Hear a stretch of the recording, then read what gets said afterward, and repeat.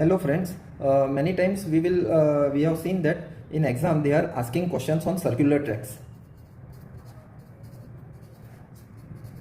Circular tracks, तो हमने देखा है कि सर्कुलर ट्रैक पे बहुत सारे क्वेश्चंस आते हैं और पूछते हैं कि कोई है जो क्लॉकवाइज डायरेक्शन में जा रहा है और मान लो कोई एक्स है, he is moving in clockwise direction and another his friend Y is also moving in clockwise direction. So how many meeting points are we can see how many meeting points between x and y. ठीक है, तो अब यहाँ पे क्या होता है कि दोनों की स्पीड अलग रहेगी. मान लो कि x की स्पीड है a और y की स्पीड है b.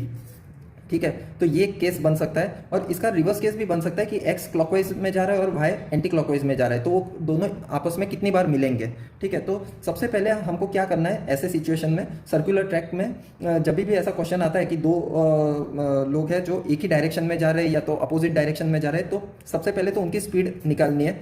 ठीक है, स्पीड का रेशियो निकालना है बेसिकली a/b. अब ये a/b हमेशा आप देखोगे तो आपको क्या लेना है, को प्राइम नंबर लेना है या सबसे इससे नीचे फैक्टराइजेशन पॉसिबल नहीं है वैसा फॉर्म में लेना है. ठीक है, तो आप कुछ सपोज मान लो कि ए की स्पीड है 6 किलोमीटर पर आवर और बी की है 8 किलोमीटर पर आवर, बट ये फॉर्म में हम नहीं लेंगे.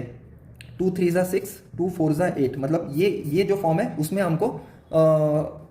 हमको स्पीड का रेशियो लेना है a/b.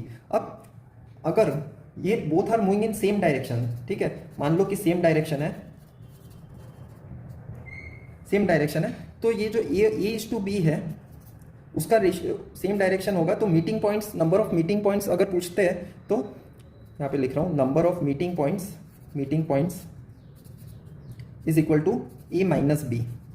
ठीक है, और यही ऑपोजिट डायरेक्शन, मतलब एक ऐसा घूम रहा है और एक ऐसे जा रहा है. ठीक है, तो ऑपोजिट डायरेक्शन होगा तो number of meeting points will be a+b.